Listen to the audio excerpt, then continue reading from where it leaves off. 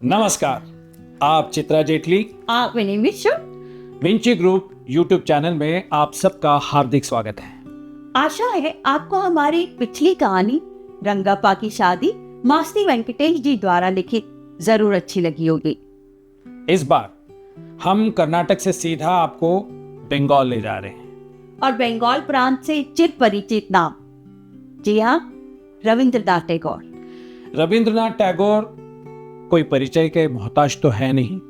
उन्हीं का राष्ट्रगान हम गाते हैं। वो उपन्यास, लघु उपन्यास, नाटक, कविताएं सब में माहिर थे ही। उसके अलावा संगीत, पेंटिंग, लगभग सारे क्षेत्रों में महानता हासिल करके गए। और रविंद्रनाथ टैगोर जी की जो कहानी हम आपके लिए लेकर आए हैं वो है पोस्ट मास्टर। तो चलिए शुरू करते हैं।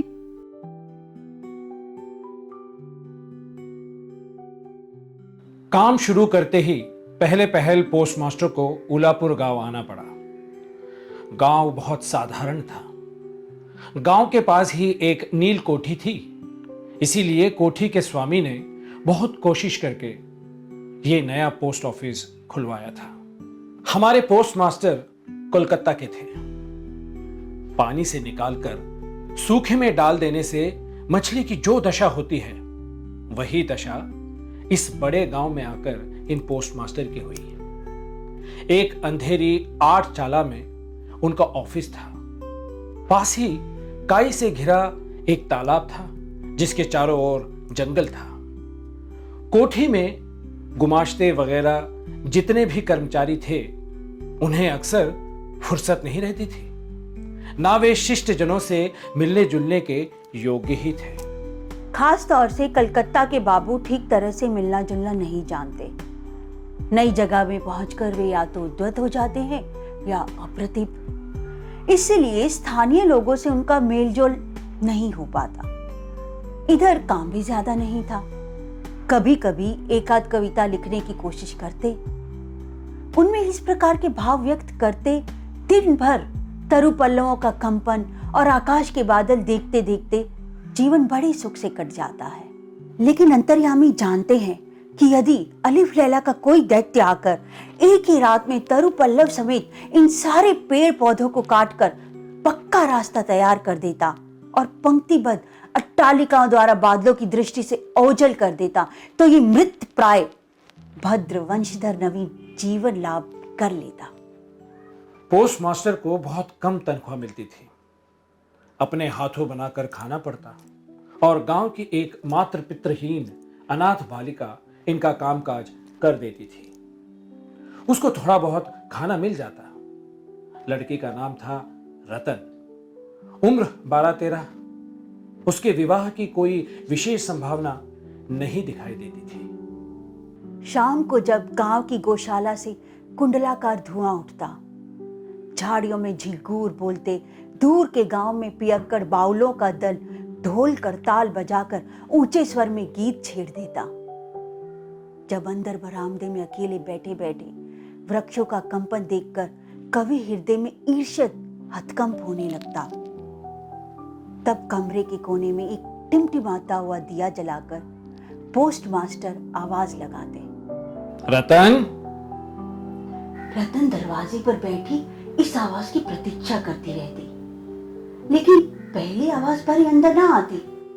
वहीं से ही कहती, क्या है बाबू, किस लिए बुला रहे हो? पोस्ट मास्टर, तो क्या कर रही है? रतन, बस चूल्हा जलाने ही जा रही हूँ रसोई घर में।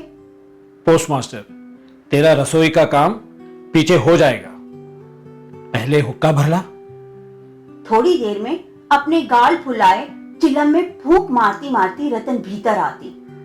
उसके हाथ से हुक्का लेकर पोस्ट मास्टर चट से पूछ बैठते, अच्छा रतन, तुझे अपनी माँ की याद है? बड़ी लंबी बातें हैं, बहुत सी याद हैं, बहुत सी याद भी नहीं।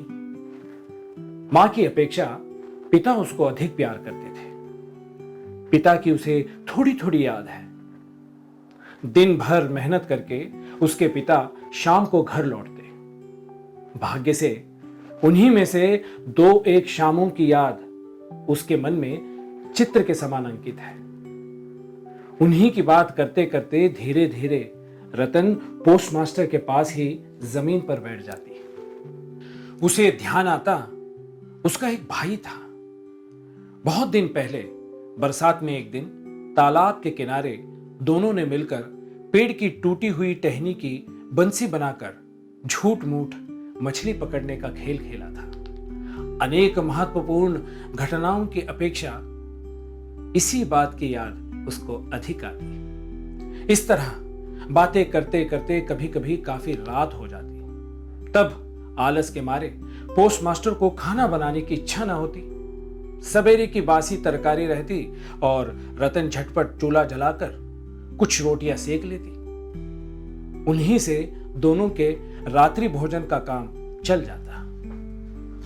कभी कभी शाम को उस बृहत 8 चाला के एक कोने में ऑफिस की काठ की कुर्सी पर बैठे बैठे पोस्टमास्टर भी अपने घर की बात चलाते। छोटे भाई की बात, माँ और दीदी की बात, प्रवास में एकांत कमरे में बैठकर जिन लोगों के लिए हृदय कातर हो उठता, उनकी बात, जो बातें उनके मन में बार बार उदय होती रहती, पर जो नील कोठी के गुमाश्तों के सामने किसी भी तरह नहीं उठाई जा सकती थी। उन्हीं बातों को उस अनपढ़ नन्ही बालिका से कहते उन्हें बिल्कुल संकोच न लगता। अंत में ऐसा हुआ कि बालिका बातचीत करते समय उनके घर वालों को चिर परिचितों के समान खुद भी माँ, दादा, दीदी कहने लगी। यहाँ तक कि अपनी नन्ही से हृदय पट पर उसने उनकी काल्पनिक मूर्ति भी चित्रित कर ली थी। एक दिन बरसात की दोपहर में बादल छट गए थे और हल्का सा ताप लिए सुकोमल हवा चल रही थी। धूप में नहाई घास से और पेड़ पौधों से एक प्रकार की गंध निकल रही थी। ऐसा लगता था मानो क्लांत धरती का उष्ण निश्वास अंगों को छू रहा हो। और न जाने कहां का एक हठी पक्षी दोपहर भर प्रकृति के दरबार में लगातार एक लय से अत्यंत करुण स्वर में अपनी नालिश दोहरा रहा था। उस दिन पोस्टमास्टर के हाथ खाली थे। वर्षों के धुले लहलहाते चिकने मृदुल तरुपल्लव और धूप में चमकते पराजित वर्षा के भग्नावशिष्ट स्तूपाकार बादल सचमुच देखने योग्य थे। पोस्टमास्टर उन्हें देखते जाते और सोचते जाते कि इस समय यदि कोई आदमी अपने पास होता, हृदय के साथ एकांत संलग्न कोई स्नेह की प्रतिमा, मानव मूर्ति।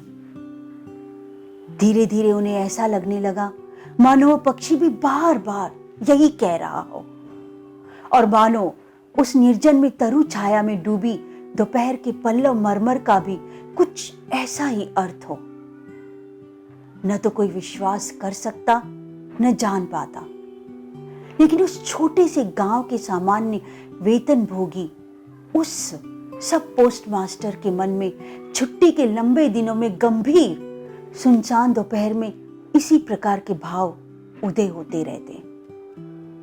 पोस्टमास्टर ने एक दीर्घ निश्वास लिया और फिर आवाज लगाई, रतन। रतन उस समय अमरूद के पेड़ के नीचे पैर फैलाए कच्चा अमरूद खा रही थी। वो मालिक की आवाज सुनते ही तुरंत दौड़ी हुई आई और हाफती हाफती बोली, भैया जी बुला रहे थे? पोस्टमास्टर ने कहा, मैं तुझे थोड़ा थोड़ा करके पढ़ना सिखाऊंगा और फिर दोपहर भर उसके साथ छोटा बड़ा करते रहे। इस तरह कुछ दिनों में संयुक्त अक्षर भी पार कर लिए। सावन का महीना था, लगातार वर्षा हो रही थी। गड्ढे, नाले, तालाब सब पानी से भर गए थे। रात दिन मेंढक की टरटर और वर्षा की आवाज। गांव के रास्तों में चलना फिरना लगभग बंद हो गया था। हाट के लिए नाव में चढ़कर जाना पड़ता। एक दिन सवेरे से ही बादल खूब घिरे हुए थे। पोस्टमास्टर की शिष्या बड़ी देर से दरवाजे के पास बैठी प्रतीक्षा कर रही थी, लेकिन और दिनों की तरह जब यथा समय उसकी बुलाहट न हुई तो खुद किताबों का थैला लिए धीरे धीरे भीतर आई। देखा पोस्ट मास्टर अपनी खटिया पर लेटे हुए हैं। ये सोचकर कि वे आराम कर रहे हैं, वो चुपचाप फिर बाहर जाने लगी। तभी अचानक सुनाई पड़ा, रतन। झपट कर लौट कर भीतर जाकर उसने कहा, भैया जी सो रहे थे? पोस्ट मास्टर ने कातर स्वर में कहा, तबीयत ठीक नहीं मालूम होती, जरा मेरे माथे पर हाथ रखकर देख। घोर वर्षा के समय प्रवास में इस तरह बिल्कुल अकेले रहने पर रोग से पीड़ित शरीर को कुछ सेवा पाने की इच्छा होती है। तप्त ललाट पर शंख की चूड़ियां पहने कोमल हाथ याद आने लगते हैं। ऐसे कठिन प्रवास में रोग की पीड़ा में यह सोचने की इच्छा होती है कि पास ही स्नेहमयी नारी के रूप में माता और दीदी बैठी है। और प्रवासी के मन की यह अभिलाषा व्यर्थ नहीं गई। बालिका रतन बालिका न रही, उसने फौरन माता का पद ग्रहण कर लिया। वो जाकर वैद्य को बुला ले आई। यथा समय गोली सारी रात सिरहाने बैठी रही, अपने हाथों पथ्य तैयार किया और सैकड़ों बार पूछती रही, भैया जी कुछ आराम है क्या? बहुत दिनों बाद पोस्ट मास्टर जब रोग छैया छोड़कर उठे तो उनका शरीर दुर्बल हो गया था। उन्होंने मन में तय किया, अब और नहीं, जैसे भी हो अब यहां से बदली करानी चाहिए।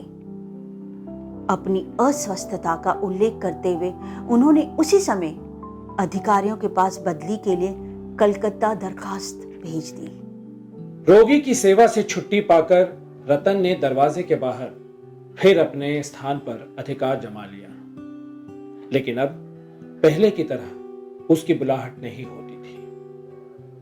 वो बीच बीच में झांककर देखती, पोस्ट मास्टर बड़े ही अनमने भाव से या तो कुर्सी पर बैठे रहते या खाट पर लेटे रहते। जिस समय इधर रतन बुलाहट की प्रतीक्षा में रहती, वे अधीर होकर अपनी दरख्वास्त के उत्तर की प्रतीक्षा करते रहते। दरवाजे के बाहर बैठी रतन ने हजारों बार अपना पुराना पाठ दोहराया। बाद में यदि किसी दिन सहसा उसकी बुलाहट हुई और उस दिन कहीं उसका संयुक्त अक्षरों का ज्ञान गड़बड़ ना हो जाए, इसकी उसे आशंका थी। आखिर लगभग एक सप्ताह के बाद एक दिन शाम को उसकी पुकार हुई। कांपते हृदय से उसने भीतर प्रवेश किया और पूछा, भैया जी मुझे बुलाया था? पोस्ट मास्टर ने कहा, रतन मैं कल ही चला जाऊंगा। रतन, कहाँ चले जाओगे भैया जी? पोस्ट मास्टर, घर जाऊंगा। रतन, फिर कब लौटोगे? पोस्ट मास्टर, अब नहीं लौटूंगा। रतन ने और कोई बात नहीं पूछी। पोस्ट मास्टर ने स्वयं ही उसे बताया कि उन्होंने बदली के लिए दरख्वास्त दी थी, पर दरख्वास्त नामंजूर हो गई। इसीलिए वे इस्तीफा देकर घर चले जा रहे हैं। बहुत देर तक दोनों में से किसी ने और कोई बात नहीं की। दिया टिमटिमाता रहा और घर की जीर्ण छप्पर को भेद कर वर्षा का पानी मिट्टी के सकोरे में टप टप करता टपकता रहा। बड़ी देर के बाद इतनी धीरे उठकर रसोई घर में रोटियां बनाने चली गई। पर आज और दिनों की तरह उसके हाथ जल्दी जल्दी नहीं चल रहे थे। शायद उसके मन में रह रहकर तरह तरह की आशंकाएं उठ रही थी। जब पोस्ट मास्टर भोजन कर चुके तब उसने पूछा, भैया जी मुझे अपने साथ ले चलोगे? पोस्ट मास्टर ने हंसकर कहा, वाह, ये कैसे हो सकता है? किन कारणों से ये बात संभव न थी? बालिका को यह समझाना उन्होंने आवश्यक नहीं समझा। रात भर जागते और स्वप्न देखते हुए बालिका के कानों में पोस्ट मास्टर के हंसी मिश्रित स्वर गूंजते रहे। वाह, ये कैसे हो सकता है? सवेरे उठकर पोस्ट मास्टर ने देखा कि उनके नहाने के लिए पानी पहले से ही रख दिया गया है। कलकत्ता की अपनी आदत के अनुसार वे ताजे पानी से ही स्नान करते थे। न जाने क्यों बालिका ये नहीं पूछ सकी थी कि वे सवेरे किस समय यात्रा करेंगे। कहीं तड़के ही जरूरत न पड़ जाए, ये सोचकर रतन उतनी रात में ही नदी से उनके नहाने के लिए पानी भरकर ले आई थी। स्नान समाप्त होते ही रतन की पुकार हुई। रतन ने चुपचाप भीतर प्रवेश किया और आदेश की प्रतीक्षा में मौन भाव से एक बार अपने मालिक की ओर देखा। मालिक ने कहा, रतन, मेरी जगह जो सज्जन आएंगे मैं उन्हें कह जाऊंगा। वे मेरी ही तरह तेरी देखभाल करेंगे। मेरे जाने से तुझे कोई चिंता करने की जरूरत नहीं है।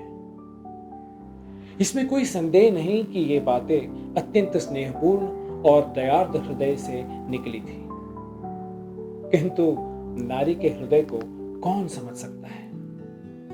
रतन ने इसके पहले बहुत बार अपने मालिक के हाथों अपना तिरस्कार चुपचाप सहन कर चुकी थी, लेकिन इस कोमल बात को वो सहन न कर पाई। उसका हृदय एकाएक उमड़ आया और उसने रोते रोते कहा, नहीं नहीं, तुम्हें किसी से कुछ कहने की जरूरत नहीं है, मैं रहना नहीं चाहती।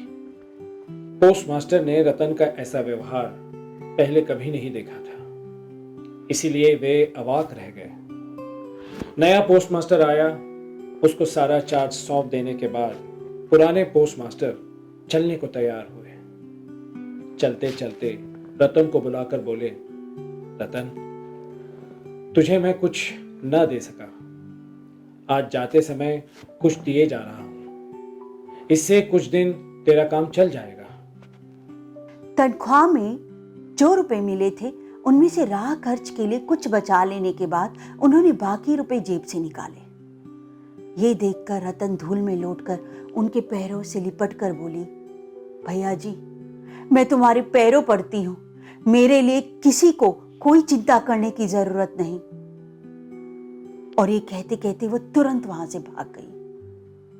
भूतपूर्व पोस्टमास्टर दीर्घ निश्वास लेकर हाथ में कारपेट का बैग लटकाए, कंधे पर छाता रखे, कुली के सिर पर नीली सफेद धारियों से चित्रित टीन की पेटी रखकर धीरे धीरे नाव की ओर चल दिए।